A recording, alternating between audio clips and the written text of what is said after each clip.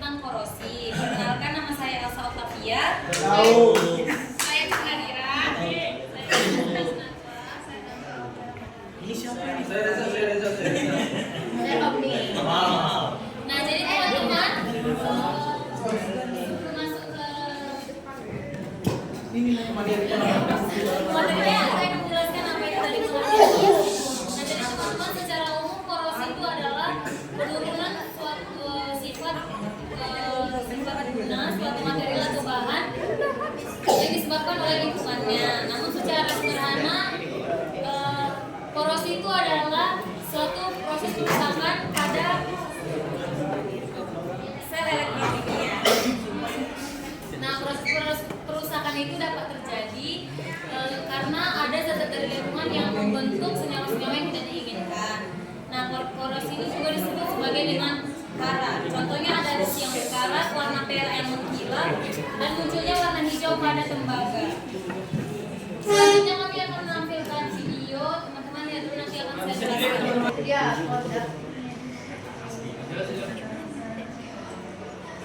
sampai habis.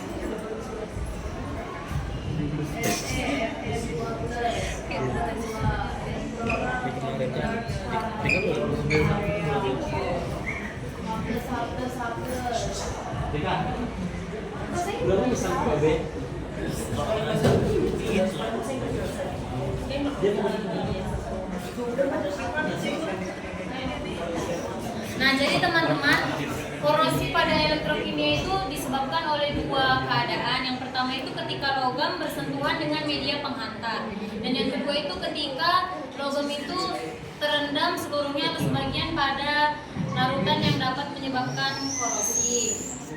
Nah, langkah pertama dalam korosi elektrokimia itu melibatkan hilangnya elektron oleh logam karena pelarutan dalam media korosi. Nah, jika logam terkena asam atau logam berada di atas hidrogen dalam rangkaian elektrokimia, akan terbentuk area katoda yang besar dan area anoda yang kecil. Lalu sebaliknya, jika dia berada di lingkungan yang bersifat netral atau sedikit basah, maka anodanya yang kecil dan katodanya yang besar. Nah, elektron yang terbebas sebagai akibat reaksi anoda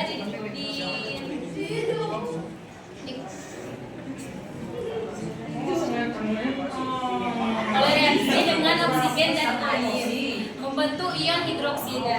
Jadi ion hidroksida yang terbentuk dengan ion besi membentuk besi hidroksida yang akan mengendap di permukaan logam.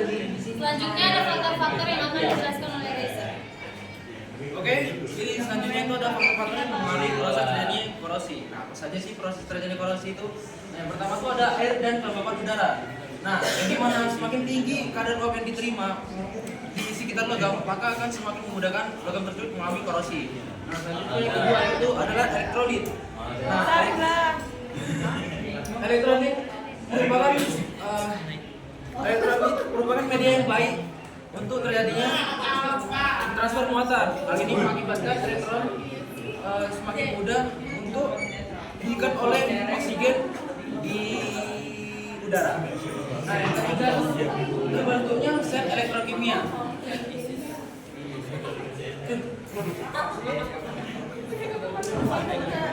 Ya, yang ketiga itu terbentuknya sel elektrokimia. Nah, jika dua logam yang berbeda saling bersinggungan di dalam lingkungan yang berair atau berlembab, maka ia akan terbentuk secara langsung sel elektrokimia tersebut. Nah, ketika potensial logam itu tinggi, ia bersinggungan dengan logam yang potensial yang lebih rendah, maka ia akan mengalami terjadinya proses korosi. Nah, seperti itu. Nah, yang terakhir itu menemukan logam yang tidak rata. Nah, hal ini juga memudahkan untuk terjadinya kutub-kutub penguatan yang pada dasarnya akan berperan sebagai anoda dan katoda. Nah, mungkin segitu saja proses terjadinya faktor-faktor yang mempengaruhi proses terjadinya korosi.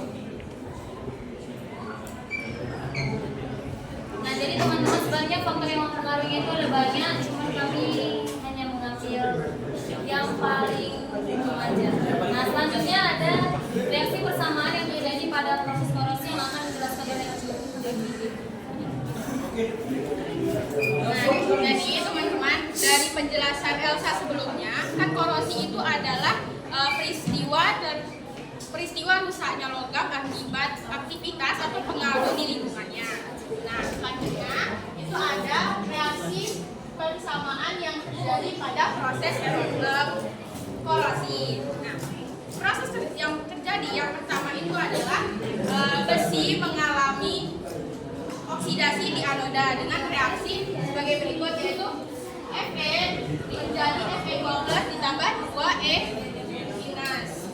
Nah, selanjutnya proses yang kedua itu adalah terjadi reduksi air di katoda, di mana di katoda ini terdapat dua jenis reaksi, yaitu yang pertama asam dan basa. Nah, untuk reaksi basanya itu ada ini, O2 ditambah 2H2 ditambah 4 menjadi 4 wahhamin.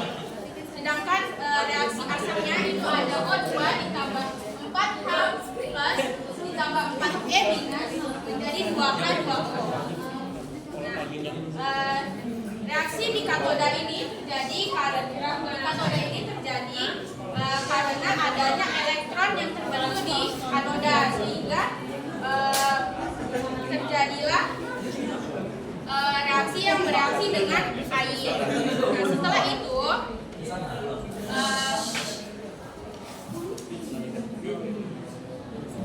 itu kita dapat menjumlahkan reaksi pada anoda dengan reaksi yang ada di katoda. Nah, kita jumlahkan per masing-masing reaksi di katodanya ya. Nah, pertama-tama reaksi yang di anoda ini kita kali 2.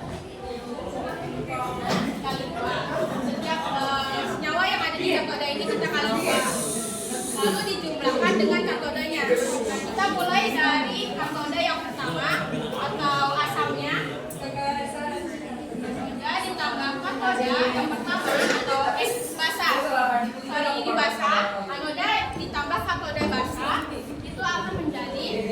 Kita mulai dari anodanya. Anodanya itu kan yang di sebelah kiri itu ada Fe. Fe ini kita kalikan 2 menjadi 2Fe ditambah. Nah, karena Fe di anoda cuma ada Fe di sebelah kirinya, kita lanjut menambahkan dengan katoda basahnya, yaitu ada O2 ditambah dengan 2H2 ditambah dengan. Nah, lanjut setelah itu kita jumlahkan di ruas kanannya, yaitu ada Fe2+. Fe2+ nya ini kita kalikan 2 menjadi 2Fe+. 2E minusnya ini kita coret karena sudah kita kalikan 2, jadi ini kita coret. Inilah reaksi setelah anoda dan katoda yang pertama itu dijumlahkan. Nah, kita lanjut ke reaksi yang kedua, katoda yang kedua atau katoda asamnya.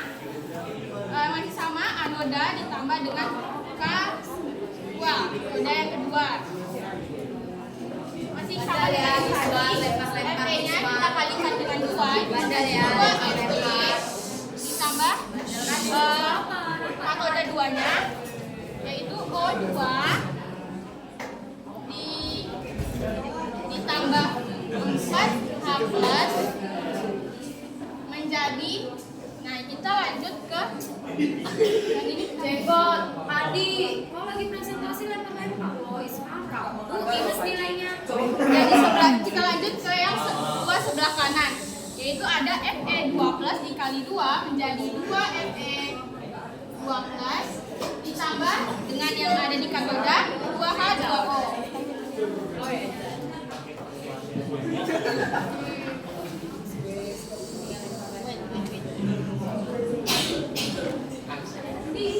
Nah, setelah anoda dan katoda di reaksi asam dan basa dijumlahkan,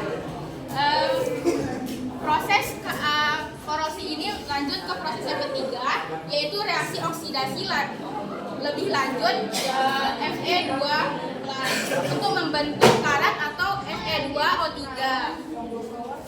Nah, setelah reaksi lebih lanjut Fe2+ itu akan menjadi reaksinya Ini 4Fe2 plus ditambah O2 ditambah 4H2O menjadi 2Fe3O3 ditambah 8H plus. Nah, di mana karatnya itu adalah yang ini. 2Fe3O3. Maka pada akhirnya terbentuklah karat pada proses korosi ini.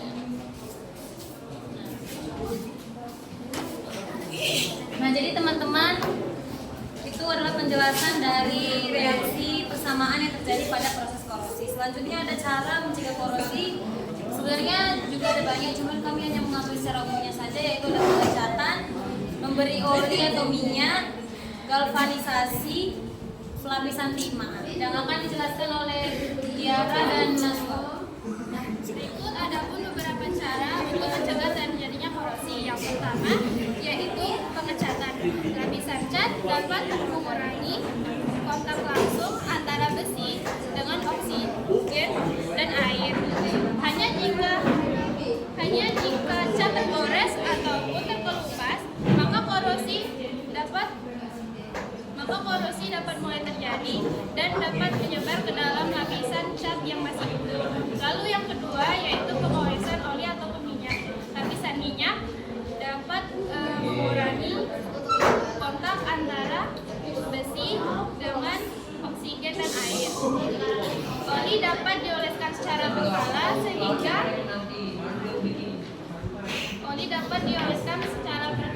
sehingga gesekan dapat dikurangi.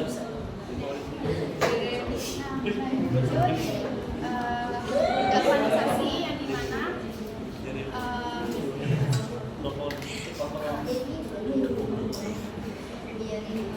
galvanisasi yaitu melapisi logam dengan seng, contohnya seperti atap seng. Nah, di mana lapisan seng ini dilakukan dengan Zn itu dapat mencegah kontak langsung logam dengan oksigen dan udara. Nah, selain itu teman-teman, Zn dapat teroksidasi menjadi ZnOH2 yang dimana dapat bereaksi lebih banyak dengan CO2 di udara yang sangat kuat. Nah, apabila lapisan Zn tergores, maka Zn dapat melindungi besi dan dapat teroksidasi dibandingkan dengan besi tersebut. Nah, kepada pencegahan dalam teknik ini itu pada besi penopang untuk konstruksi pembangunan dan jembatan. Nah, lalu ada lapisan timah, yang dimana timah tergolong dengan logam yang tahan karat, sehingga besi yang dilapisi dengan timah tidak akan mengalami korosi karena tidak ada kontak dengan udara dan air. Nah, akan tetapi timah kurang efektif dengan dibandingkan besi karena apabila lapisan timah tergores, maka besi di bawahnya akan mengalami korosi. Nah, jadi teman-teman, kesimpulannya itu korosi itu merusakan. Jadi teman-teman, korosi itu adalah kerusakan akibat reaksi kimia yang terjadi karena udara yang ada di lingkungannya, seperti yang dijelaskan oleh Reza tadi. Dan dampaknya itu dapat menyebabkan kerugian ekonomi, keselamatan, dan merusak estetika. Dijelaskan oleh Ahmad Yudhira. Oke, ada pun beberapa faktor antara lain yaitu reaksi kimia. Reaksi kimia ini dapat menyebabkan oksigen, zat-zat kimia yang dapat merusak korosi dan logam-logam ini. Oke, yang kedua, lingkungan. Faktor lingkungan dapat seperti kelembapan, suhu, dan zat kimia yang mempercepat reaksi kimia dan menyebabkan korosi yang sangat cepat. Yang ketiga, ada kontra dengan zat korosif. Logam dalam terkena zat-zat korosif seperti asam, garam, atau air asin. Zat kimia lainnya yaitu menyebabkan korosi. Nah, yang ketiga, ada pun dampak-dampak yaitu kerugian ekonomi. Korosi dapat menyebabkan kerugian ekonomi karena biaya perbaikan dan perbaikan dan pergantian yang biaya sangat mahal. Yang kedua ada membahayakan keselamatan. Membahayakan keselamatan, korosi dan membahayakan keselamatan karena logam yang berkarat itu dapat menyebabkan kecelakaan atau cedera. Yang ketiga ada merusak estetika. Korosi dapat merusak penampilan logam, membuatnya terlihat rusak dan jelek dan tidak menarik. Oke, itu saja yang dapat saya sampaikan.